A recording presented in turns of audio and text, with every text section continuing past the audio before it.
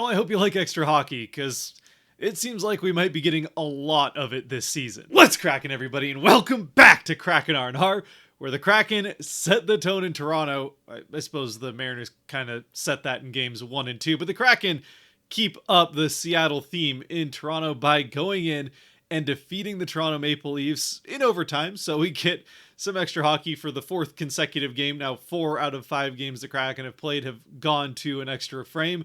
But this time, just like with the second game of the season against Vegas, the Kraken come out victorious in 3-on-3 and 3 to take this one 4-3. Hopefully that's the score of tomorrow's Mariners game as well, 4-3 Seattle. But if that ends up being the series overall is 4-3 Seattle, I would take that too. It just makes Monday a very, very nerve-wracking day. But before we can even get into the game for the Kraken, right out of the gate, or actually between these last 2 games, things already had not gone very well for the Kraken coming into this game in Toronto against the Maple Leafs, as having missed the end of the previous game, we found out that Freddie Gaudreau is going to miss a chunk of time as he heads to the IR with an upper body injury, and not only that, but on the defensive end, a little bit more of a substantial loss, though thankfully likely to be much more short term, hopefully just the 1 game, but I guess we'll find out, is that Brandon Montour had to take a step aside to deal with some family matters. They said that they were not going to make any further announcements. It sounded like someone thought that they had heard that maybe there's another kid on the way, so maybe that's what it is. But either way, Montour not playing in this game will just kind of treat him as though it's day to day to see whether or not he comes back, and hopefully everything is okay with his family and that there's nothing bad going on there. Everyone loves Montour, and good for him to take this time aside to go be with his family when they need him. Still, it puts the Kraken in a bit of a tough spot being down another forward, as they do end up calling up John Hayden as he gets the start. So either this isn't the place that they wanted to put Berkeley Catton in for his NHL debut, or maybe it's just that they didn't want to put him into his first game in a 4th line center role, which I do think makes a lot of sense. It's certainly not the type of role that I really see him playing very much throughout the course of his career. One, he's just going to be too talented for that, but also his size, especially at this age, is not going to be particularly conducive to the style that the Kraken want that 4th line playing. Either way, I know we're all very excited for whenever that debut of Berkeley Catton comes, but at least for right now, I think it did actually make a lot more sense to bring up John Hayden and put him into that role on the 4th line, rather than just throw Catton in there because you happen to have him with the team. Aside from those 2 changes, though, there's no other big significant changes for the Kraken, with Cale Fleury, by the way, taking Montour's spot on the defensive end. Not directly. Alexiak actually goes and plays alongside Lindgren. Meanwhile, Fleury goes and plays alongside Mahura for the 3rd pair, which, again, makes a lot of sense that they would just do that. And then, obviously, Decord does take the net back from Grubauer, who spelled him for a game, something I'm glad that the Kraken aren't just running Decord into the ground early on in the season, especially since I don't think really to largely his fault in the game. His previous start out this road trip, I don't think that went particularly well for him, even though, I don't think any of those goals were necessarily on him, but it still wasn't statistically his best start. So to get him a game off, get Grubauer in there, and then get Decord back in, this was probably Decord's toughest game of the season so far, the one where he didn't look quite as sharp as we're used to seeing Decord, but he still comes up with a couple pretty crucial saves that we'll get to, especially towards the end of the game. But as we get into the game itself, the Kraken continue the overall theme that they've had so far this season. I think in 4 of their 5 games now, they're the team that gets on the board first, and for the 4th straight game, they get onto the board with the power play. As a few minutes into the game, the Kraken start to get a little bit of momentum going, and while that momentum doesn't lead to any particularly dangerous chances itself, it does lead to this first Kraken power play, which gets a couple looks on the first unit, but eventually it's the second unit has to come out. They have some trouble getting across the blue line. Toronto throughout the night doing a pretty good job of making it hard for the Kraken to get back across the blue line into the offensive end on the power play. Their kill locking down that blue line pretty well, but in this case, the Kraken are able to get in on one last push, and in the final seconds of the power play, within the last 10 seconds of it, it's a nice play from the right line, who are, or at least Marchment and Wright anyway, are out there on the power play together. It's Marchment who fires off a shot, which I don't know if he's actually looking, I mean, obviously if he scores, that's fantastic, but I don't know if he was necessarily looking to directly score here, as he shoots it along the ice pretty hard, looking at the back foot, the far pad of Stolarz. And that's what he hits. Stolarz does make the save, but the rebound goes out to the far side, right onto the tape. I mean, if Marchment was going for the rebound here, it couldn't have been a better pass if he had passed it directly tape to Wright. Wright doesn't have to think very long. He just fires that puck back on net. Stolarz with almost no chance as long as Wright lifts it off the ice, which he does. It's in the back of it. And it is. Wright picks up his second goal of the season, the power play goal for the Kraken, and they have the 1-0 lead. At which point, or at least not long after, Dunn has a bit of a hot-headed moment. He gets a little bit too rough on Cowan after a whistle right in front of the Kraken net, gets sent to the box, and I mean, I didn't see the replay more than once, so it's hard to say for sure, but the one time that I saw it, I think Dunn might have been a little bit lucky to get away with just 2 minutes in the box. I wouldn't even necessarily be surprised if he gets a bit of a fine. I mean, it's not going to be more than $5,000 because that's the most that the current CBA will allow from the Players Association, so it's not going to hurt him too much financially, but I wouldn't be surprised if he sees a fine for a cross-check up high on Cowan there. Fortunately, the Leafs are not able to take advantage of this power play as the Kraken do kill it off, but back at 5-on-5, this helps the Leafs kind of turn momentum in their favor, and eventually a rush chance as Lindgren's not able to find a puck in his skates outside the Kraken blue line allows the Leafs to get in on a bit of a break as Austin Matthews ends up getting the puck from, I think it was Matthew Nyes, gets it from Lindgren, gets it to Matthews as he enters the offensive end. Matthews over to Riley, and Riley puts it in over the blocker shoulder of Decord. Do you think this is one that, certainly on his best night, Decord is going to make this save and won't even make it look that hard? It's not an easy save to make, but it's one that I think certainly, I'd say at least 7 to 8 times out of 10, you're going to see Decord make that save, but at least on this particular night in Toronto, it was not his strength, as we'll see it be a bit of a bugaboo for him later on as well. But yeah, it ties the game up here for Toronto in the first, and then the rest of the first period is somewhat back and forth. There's a couple chances here and there, more chances going Toronto's way than for the Kraken, but by the end of one, we're still knotted at 1. And then as we get into the second period, though it takes again a couple minutes for anything particularly notable to happen, the two teams kind of just feeling each other out for a little bit at the start of the second, just like at the start of the first, though not quite as long. I think it took like 4 minutes again for a shot to be registered either way to start the first period. The second period only takes a couple of minutes, but eventually it's Toronto who starts to build a little bit of momentum.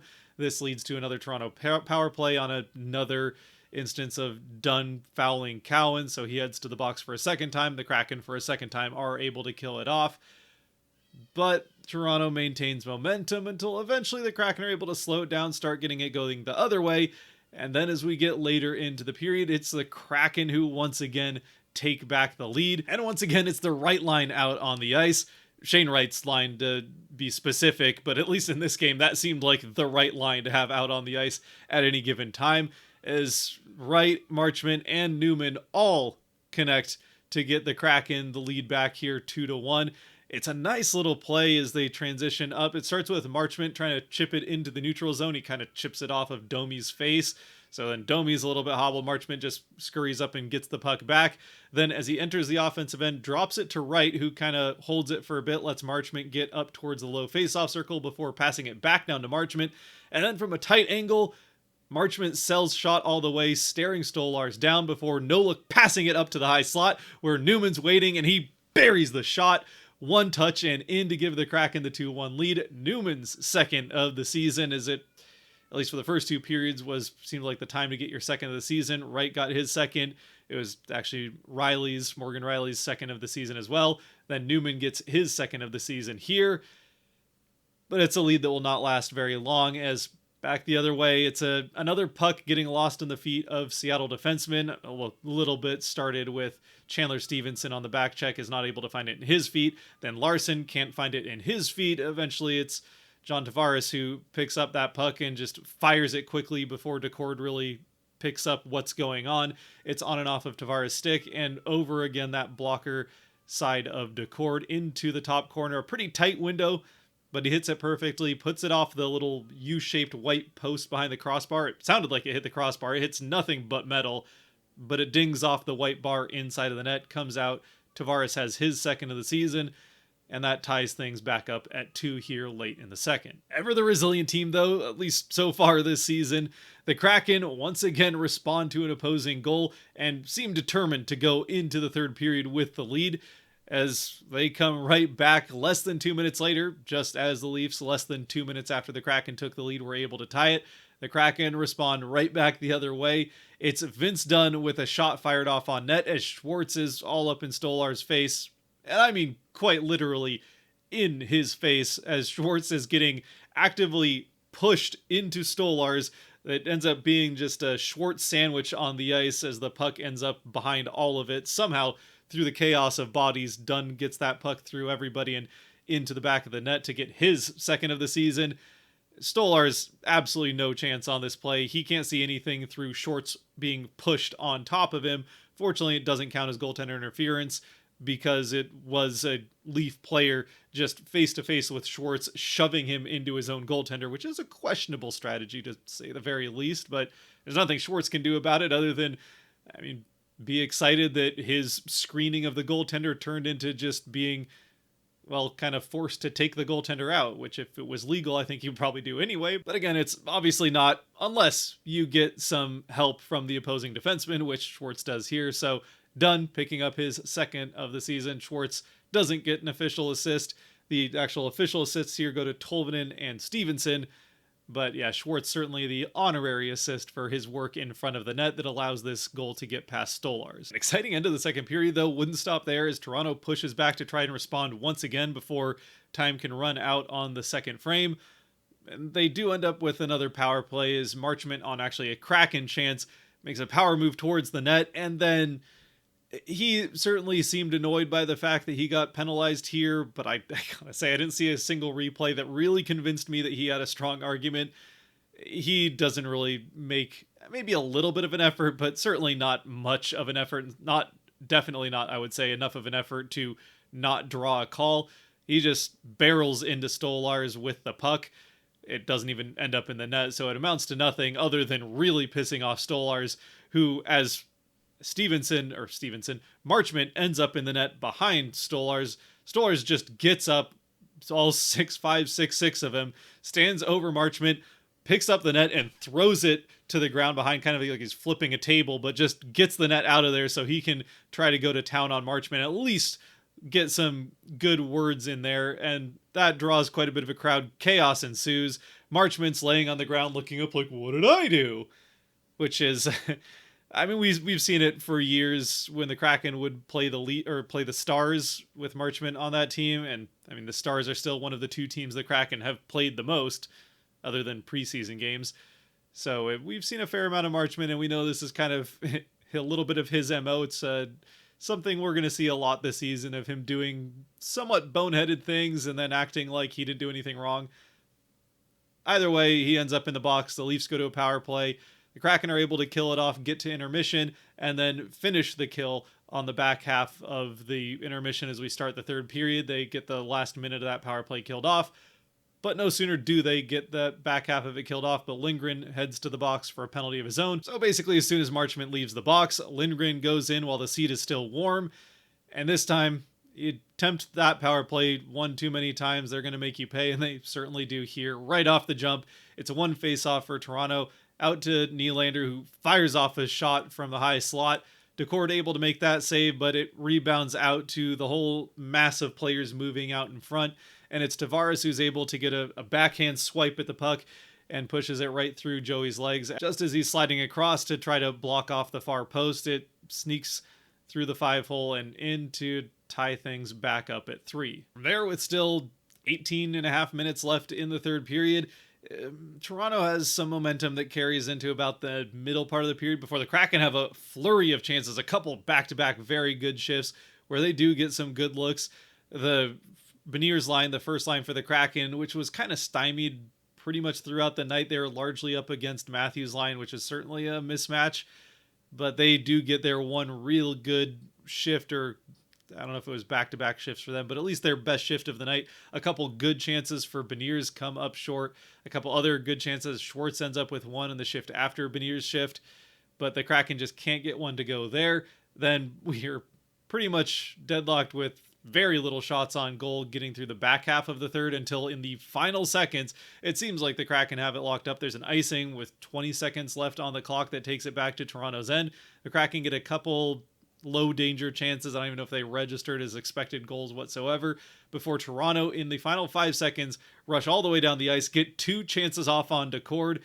It's a scramble just like we've seen in the past games when the Kraken have a lead and it ends up in the back of the net. But Decord is able to make one save with one pad and then push his toe out to the far side and just barely get the rebound shot save as well. It looked like it got blocked in front by, originally I think Forsland thought it was Larson. Then on replay, it looks like it might be Beniers. But I think it actually ends up getting through all of them and going off of Decord's toe, the second rebound shot, as the final half second ticks off. If Decord doesn't make that save, we never get to overtime, but he does, and we do. And in overtime, kind of opposite to Vegas, it's really, I would say, the worst, at least possession-wise, overtime period the Kraken have had so far. Toronto certainly has the possession of the puck for the vast majority of it. The Kraken get a couple of chances with the puck, and they had a couple chances to take possession that they weren't able to take advantage of, but they don't allow Toronto to get a shot on Decord. Eventually, with just about 2 minutes left in overtime, Shane Wright gets the puck on his stick with a couple good chances. One, he kind of wheels around, fires off a shot. Nice save from Stolarz. Then gets another chance down the middle, fires off that shot. Another good save from Stolarz. But then a third chance, a third time's the charm, fires off the shot, and the best of the 3 saves from Stolarz as he keeps Wright off of the board 3 different times as he had very good opportunities to end it.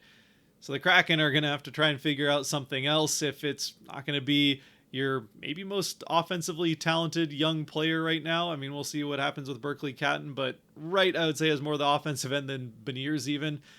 So if it's not going to be one of your top centers, then who else do you go to try and win it in overtime? I guess maybe you could try the guy that hasn't scored in over a year, like 130 games he hasn't scored in. Sure, why not? We'll throw Josh Mahura out there. So the Kraken put Josh Mahura out on the ice in 3-on-3, and sure enough, I think it was actually his second shift of 3-on-3 for this overtime.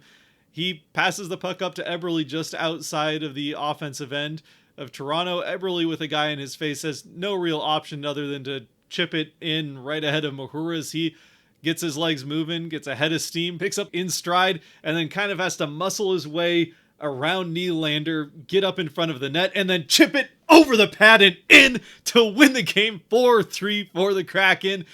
A nice power move from Joshua Mahura, of all people, the most unlikely of heroes for the Kraken, comes up huge here in overtime. It's his first goal as a member of the Kraken, having not scored once all of last season. Finds the ice somehow. I don't know what he showed in practice to convince this coaching staff that he was the guy that you had to put in there in overtime, but they give him a couple of chances with a couple of shifts here in 3-on-3, and, well, he makes them very, very glad that they did that. It also turns out that the last time he scored, well over a year ago, was also in Toronto, apparently. So I guess he just likes scoring in that building. He doesn't score often, but when he does, he's making the Leafs pay for it. So there's that, I suppose. Anyway, for the Kraken, their 4th straight overtime appearance meant that at worst they were going to keep the point streak going. But thanks to Mahura with his first goal as a member of the Kraken, they are now 3-0-2 and remain tied atop, but I think via tiebreaker still have that over Vegas. Either way, the 3-0-2 start, certainly better, I think, than anybody was expecting, especially with Vegas, Ottawa, and Toronto a part of those first 5 games. I mean, I think Anaheim, you were kind of hoping that you'd figure out how to win that one. But yeah, the win here, definitely a big one for the Kraken over a very good Maple Leafs team. And hopefully that sets the tone for what is to follow on Sunday. And if necessary, Monday, but hopefully just Sunday for the Mariners, with a Seattle team winning in Toronto. For the game as a whole then, I mean, It wasn't necessarily always their cleanest game. There's some discipline things there that you'd probably like to iron out. Maybe not sending the Leafs to the power play 4 times. They only made you pay for it once, but that's a very good power play that, I mean, the Kraken are going to face them once more this season unless we end up with another 7-game series between a Toronto and Seattle team in the playoffs. So that would come in the Stanley Cup final, which I think we'd happily take. But yeah, unless that somehow happens, which I don't know what's more unlikely, the Kraken making it to the Stanley Cup final or Toronto finding a way to make it to the Stanley Cup final. Obviously, they're a much better team on paper, so you would think it would be more unlikely that the Kraken would make it there. But given the Maple Leafs' history, could go either way, which team is more unlikely to make it to a Stanley Cup final. That's a whole aside, but as far as this game is concerned, yeah, maybe don't test strong power plays or at least highly talented power plays that many times. Maybe if you're Vince Dunn, just don't go too ham against Cowan. Marchment, I think the ship has kind of sailed on Marchment being overly disciplined all the time. We're going to see some moments like this throughout the season, but at least in this game, while he did have that one moment, he's still more than made up for it. That line was easily the highlight for the Kraken on the forward end. They were fantastic in this game. Yanni Newman looked pretty good there alongside Marchment and Wright, where they've certainly been mixing things up outside of really Beniers' line. They've been trying guys on different lines. Largely the the centers have kind of still had their roles. It seems like Wright's line is really the true second line, the second scoring line, with Stevenson's line more the one that you're going to put out there, hopefully against the more talented lines of the opponent. Now, on the road, you don't have the luxury of being able to respond to shifts quite as often. It's the home team that's usually able to shift second, so that's where you end up with most of this game. It's Beniers' line that ends up taking on Matthews' line, but still, it kind of seems like Stevenson's line is being treated a little bit more as the third line, but it's really hard to tell between Wright and Stevenson's line which one they want to be the second or the third line. I suppose you got Marchment and Newman on either side of Wright, so that is a little bit more third line-y, but I don't know. We're splitting hairs at this point. The first line is pretty obvious, the fourth line is pretty obvious, and then those middle two lines are both kind of a second, third line type of line anyway, so just put out whatever line is playing the best any given game, give them a little bit more ice time, and in this case, it was pretty obviously Wright's line with Marchment and Newman that were playing better. They had a lot of good chances in this game. Obviously, Marchment and Wright connecting for the power play goal to start things off. Then both of them setting up that goal for Newman, who was in the right, put himself in a dangerous spot to receive that pass. A very nice no-look pass, keeping the goaltender's eyes locked on him from Marchment to make it even easier for Newman to bury that, but still a quick shot that he has to get off against a very good goaltender. He's able to do that. And yeah, some of these young players for the Kraken really stepping up big, and then you start to get some good offensive power here from Marchment. Some other things of note in this game, I'll say the Stevenson line, while it didn't really do a ton offensively, they had a couple good chances in the third. They had one kind of really good shift in the offensive end that they had a couple good chances. Tolvanen, it just seems a little snake bit right now, but Schwartz is continuing to have a quietly good start to the season. I feel like we say that every season with Schwartz, as long as he's healthy, that he's quietly playing really well for the team, but especially when it comes to taking pucks away. I've seen more stick lifts and stolen pucks from Schwartz in just these last few games than I can remember him having in a single month in any given season. So it seems like this hard work that they're having in practice, lots of fighting for pucks and puck battles, trying to win possession, is really paying off, as this team seems much better at winning possession of the puck, lifting sticks, stealing a puck, going in and getting it along the boards. They're just way better at it out of the gates early on this season than we've seen them in quite a while. And this game was no exception, as the Kraken once again were often fastest to the puck, and that served them pretty well against I think it's fair to say, still at this point, much more talented Toronto Maple Leafs team. With that, though, I think it's time to close this one out with the Kraken 3 stars. As always, brought to you by the patrons over on Patreon. If you want to decide Kraken 3 stars after every regular season or hopefully playoff game, then you can head to the link down below and support a little bit more than you already are by watching to this point, by supporting on Patreon as well. And with the first star, First star. Where do we go? You know what? I think I'm gonna do it. I'm gonna go with Joshua Mahura. Usually, I mean, especially if the game-winning goal is like a goal scored in the second period and that ends up winning it. It's kind of a dumb stat that I don't really know why you track it very much. But in the case of overtime goals, those obviously mean a lot more. They mean one extra point in the standings. And when it's the first goal that a player has scored in over a year, when he's especially a third pairing defenseman, I think that's even more of note. I'm going to give Joshua Mahura the first star in this one. Didn't play a ton throughout the normal course of this game. I don't know that he had a notable play other than I remember one like block from the slot that he had in maybe the late second, mid third period, somewhere in there. But it didn't really have an impact until the literal last play of the game where he made all the impact in the world with that goal. Very obviously excited for it. And yeah, apparently was joking with some teammates before the game that he's known to score in Toronto because the last place he scored was there. So yeah, it was a big goal there from Ohura. And just for the fun of it, we'll give him the first star. Yeah, I think one goal's usually not the way that I go with those. But for this case, I think it's a special occasion for Mahura. We'll give him that first star. Then with the second star, this one I feel like is pretty obvious. It's got to be Shane Wright. He was the most dangerous Kraken skater on the ice in this one. Very, very good throughout the course of this game. Had a number of chances to score in regulation play at 5-on-5.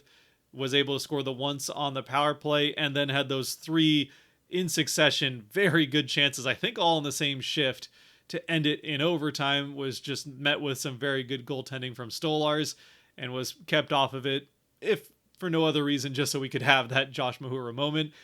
And then with the third star, if it was me, I would probably go with Mason Marchment. I think he had a fantastic game as well. Obviously ends up with 2 assists, primary assists on Wright's power play goal, and then also Newman's goal. They're the first 2 goals of the game for the Kraken. And that line was, again, the most dangerous for the Kraken all night long. Largely driven by Wright's play, but Marchment had some very good plays to win pucks, stole a few pucks along the way, had what could have been a very good scoring chance that he turned into an obvious penalty, but still generated a decent potential for a scoring chance there. But in this particular case, I'm going to be outvoted by who I would consider maybe the 4th star of this game, but Patreon has as the 3rd star.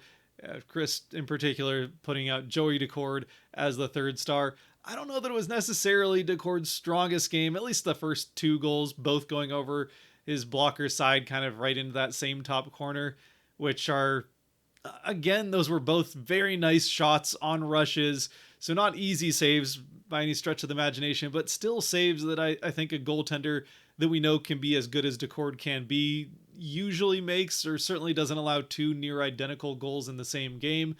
It does happen. We saw the Kraken score actually in that same spot 3 times in the first game against another very good goaltender in Dostal for Anaheim. So it does happen, but still, Decord did come up huge to get this game to overtime in the first place with, if nothing else, those 2 massive saves in the literal last 2 seconds of regulation. So for Decord, we'll give him the 3rd star in this one.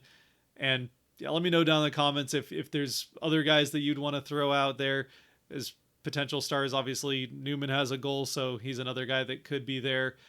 Dunn did have a goal, but it was a tough game for the temperament of Vince Dunn. A couple of kind of boneheaded penalties that he takes in this one. Fortunately, neither one of those cost the Kraken, but still far from ideal. One other thing to watch, Lindgren did end up leaving the game after being hit in the face by a puck, so hopefully he's able to come back. It was pretty late in the game, so I don't even know, like, by the time he gets stitched up or whatever he needed, regulation might have already been over, and you're probably not sending him out there for overtime 3-on-3, though I would have said the same about Mahura until he was out there scoring a goal, so who knows if they would have tried to use Lindgren. But yeah, hopefully we'll see him for this back-to-back coming up on Monday and Tuesday against Philadelphia and Washington, or DC, the Capitals.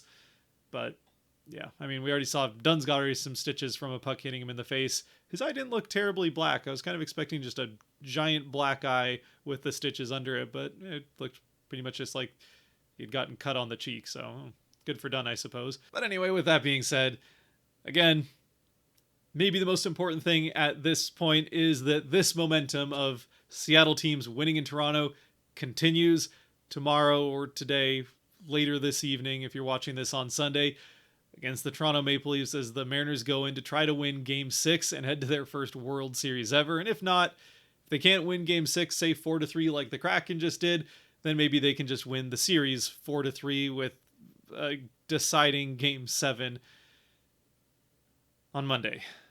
Which is, for what it's worth, the Mariners have never played a Game 7. So maybe they just need fresh territory. I don't know. Hopefully they take care of it on Sunday and we don't have to be incredibly stressed out all of Monday leading into that. Until next time, though, for the Kraken, coming up a back-to-back, the first back-to-back of many this season on Monday and Tuesday. Stay safe out there. Be good to each other. God bless. And go Kraken and go Mariners.